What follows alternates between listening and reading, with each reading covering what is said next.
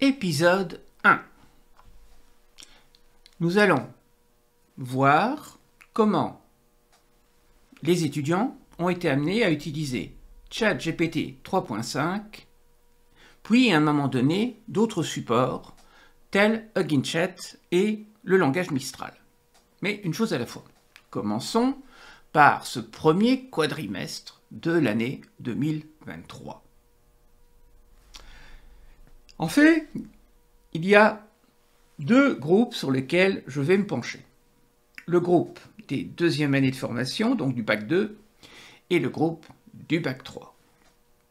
Alors, les étudiants du Bac 3 partent en stage très rapidement. Les étudiants du Bac 2 partent en stage au moment du mois de janvier, après les examens. Alors, commençons par les étudiants du Bac 2. Les étudiants du Bac 2 ont donc utilisé ChatGPT 3.5. Ah oui, il fallait une version d'intelligence artificielle qui soit gratuite et facilement disponible. C'était le cas de ChatGPT 3.5. Alors, certains étudiants connaissaient déjà l'outil, d'autres pas du tout. Et j'ai donc dû, pour certains, ça fut un rafraîchissement des connaissances, et pour d'autres, ce fut une découverte. J'ai donc dû déjà leur expliquer comment on utilisait le fameux ChatGPT 3.5. Mais, attention, mes étudiants ont dû donc, à un moment donné, ce que j'appelle mettre les mains dans le cambouis. C'est-à-dire qu'en fait, au niveau de l'art du prompt, ils n'y connaissaient rien. Comme moi, j'avais dû m'y former quelques mois plus tôt. Et donc, il a fallu leur expliquer, il a fallu leur donner des consignes pour pouvoir l'utiliser. Ceci dit, je mets pour l'instant vous expliquer un détail technique important. Travailler avec l'informatique dans nos établissements scolaires relève la plupart du temps d'une gageure. Ben oui, car que se passe-t-il ? Nous disposons d'une connexion, certes, mais si tous les étudiants tirent simultanément sur la connexion, que se passe-t-il ? Elle sature. Donc, si tous mes étudiants doivent intervenir et solliciter ChatGPT 3.5 alors que nous sommes en cours, ça ne fonctionnera pas. Et donc, j'ai dû inventer un stratagème. Le stratagème a contourné une première difficulté, mais va très rapidement en poser une deuxième. Donc le stratagème de départ, c'est, puisqu'il n'est pas possible d'utiliser l'intelligence artificielle sur le site de l'école si tout le monde tire simultanément, eh bien je vais donc les inviter à l'utiliser à domicile. Oui, mais bon, dans le cadre d'une activité domicile, on ne peut pas demander plus d'une demi-heure de travail de devoir. Et donc, cela posait une difficulté. Donc, il a fallu trouver des aménagements, et donc, en fait, les étudiants ont eu une partie du cours qui s'est donnée en distanciel préprogrammé, avec des regroupements en classe, et puis je les renvoyais chez eux pour aller faire des activités. Mais très rapidement, ce style de fonctionnement va poser une difficulté structurelle. D'abord, les heures doivent être posées en fin de parcours pour que, évidemment, les étudiants puissent rentrer chez eux et que ça ne crée pas des conséquences néfastes sur les heures qui suivent et chez les collègues qui ont besoin que les étudiants soient présents. Donc, ce sont souvent des heures de fin de journée où la motivation des étudiants est au plus bas. Et, autre petit problème, si beaucoup des échanges se passent en différé et en distanciel, au niveau des relations humaines, cela va créer des difficultés. Or, j'ai un cours de mécanique de la relation humaine. Donc, en fait, me voilà face à un paradoxe interne pour des besoins techniques. Alors, comment ai-je procédé ? J'ai tenté de mettre en place des activités préprogrammées. Il y a tout d'abord un guide que voilà, avec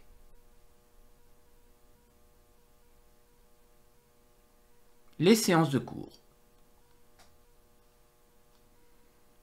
les préparations matérielles, les cahiers d'apprentissage à suivre, ce qu'il y a lieu de faire pendant le stage, comment analyser les conflits, et une newsletter, plus ou moins régulière, où je tentais de donner des informations.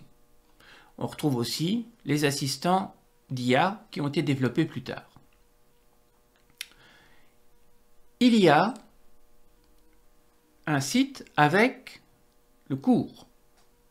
Alors, avec les différents contenus qui doivent être vus durant les différentes séances.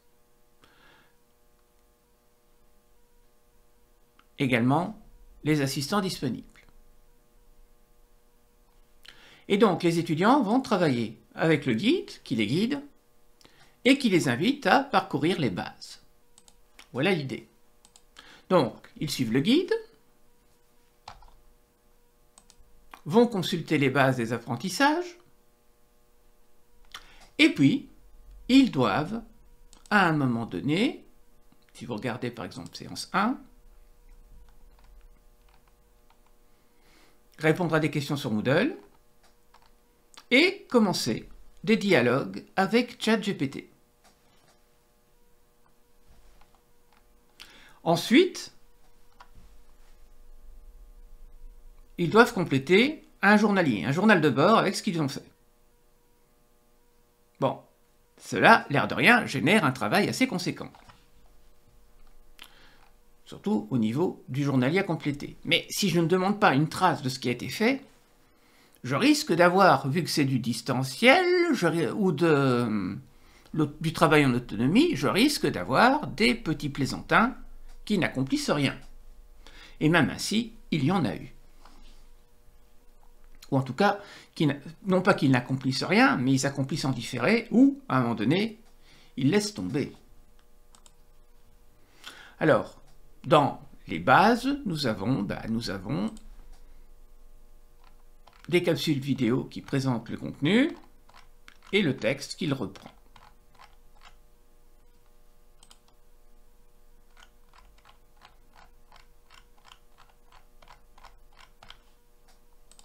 Voilà l'idée de base. Donc, sur base de tout ça, eh bien, ils observent des choses, ils sont invités à réfléchir, ils interagissent avec ChatGPT et puis ils font un relevé dans leur journal de bord. Journal de bord que je peux consulter à distance. Quand le système de communication des liens avec le professeur fonctionne. Là, ce fut une galère, je le dis tout de suite. Non pas que ça ne marche pas, mais que les étudiants ne comprennent pas ou n'ont pas très envie de comprendre. Voilà pour la pratique. Alors, à un moment donné, dans les apprentissages, on rentre non plus dans des concepts théoriques, mais dans de la pratique de l'écoute. L'écoute en pratique, voilà, et l'écoute en théorie, hein, vu ici. Et donc, ça va demander à certains moments, eh bien, au niveau des séances, d'aborder certaines compétences. Et donc, ils vont devoir s'exercer à l'écoute active, comme ici, avec des séances d'exercice où ils doivent copier-coller le prompt que j'ai préparé pour que l'intelligence artificielle, eh bien, les invite à... Donc, elle va simuler l'intelligence artificielle, le cas d'un bénéficiaire, et elle va les inviter à répondre.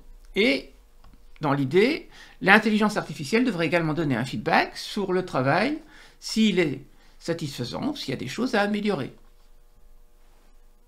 Voilà, grosso modo, le principe qui a été développé. Ça, c'est tout au démarrage. Alors, cela, je vais vous expliquer après ce que ça a donné. Ensuite,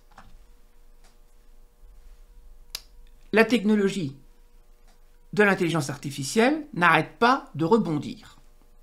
Et donc, s'il fallait mettre les mains dans le cambouis informatique au démarrage, Il s'est avéré possible à partir du mois de janvier, ça aurait pu l'être même à partir du mois de novembre si chaque étudiant disposait d'un ChatGPT 4, il a été possible de créer des assistants d'intelligence artificielle dédiés à certaines tâches. Et donc, grâce aux intelligences artificielles diverses programmées ainsi, et donc vous mettez le prompt à l'avance et l'étudiant n'a plus cette tâche à faire, il a juste l'exercice à accomplir, eh bien, il devient possible de faire certaines choses. Ainsi, par exemple,